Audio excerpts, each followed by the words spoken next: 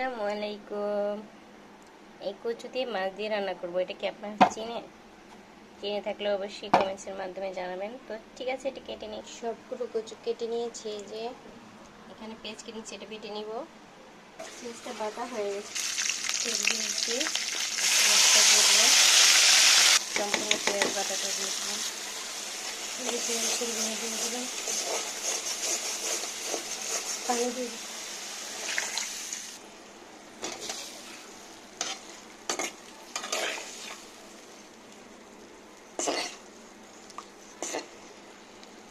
কষানো হয়ে গেছে।